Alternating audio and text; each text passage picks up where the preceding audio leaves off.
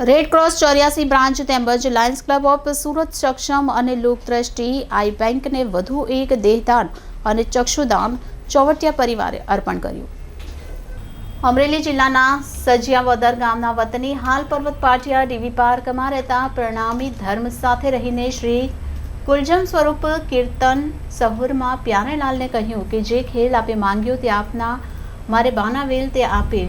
જોઈ લીધો, હવે હું તમને લેવા માટે આવ્યો છું તો મારી સાથે ચાલો। તેમનું સતત રટણ કરતા લીલાબાઈ પરિવારને જણાવ્યું કે મારે જ્યારે ધામ ગમન જવાનું થાય તો આ નશ્વર દેહને અગ્નિ સંસ્કાર નકારતા પરંતુ મેડિકલ કોલેજમાં અભ્યાસ કરતા વિદ્યાર્થીઓને અર્પણ કરજો, જે કોઈ અંધ વ્યક્તિ સનાતન ધર્મના પુસ્તક વાંચી શકે તેમજ સંતોના દર્શન કરી શકે।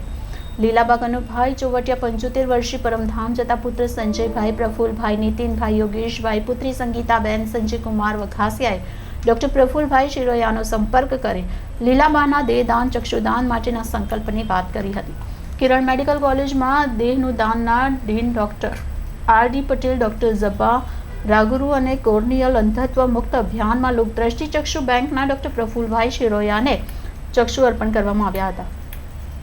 પ્રણામી ધર્મના લક્ષ્મણદાસજી મહારાજ, ડૉક્ટર રમેશભાઈ અમીપરા, પૂર્વ deputy mayor doctor Jayaben Amipara, પૂર્વ મેયર અસ્મિતાબેન શિરોયા, દિનેશભાઈ પટેલ, સજિયાવદર ગ્રામજનો, પ્રણામી ધર્મના ધર્મપ્રેમી લોકને સંજયભાઈએ આત્મા આધાર વાલા સર્વે સુંદર સાચી તેમજ ભાવિક ભક્તજનોને પ્રેમ પ્રણામ સાથે જણાવ્યું કે અમારા માતૃશ્રી પરમધામવાસી લીલાબેન કનુભાઈ ચોવટિયાના ધામગમન નિમિત્તે તેમના આત્મકલ્યાણ અર્થે શ્રી તારતમ સાગર કુલજમ સ્વરૂપ ત્રિદિવસીય અખંડ પારાયણનું આયોજન કાર્યક્રમ તેમજ રાખેલો છે અને આપ સર્વે સામૂહિક આત્મજાગૃતિ હેતુ શ્રીમુખ વાણી ચર્ચા શ્રવણ કરવા અચૂક હાજર રહેવા માટે આમંત્રણ પાઠવ્યું હતું।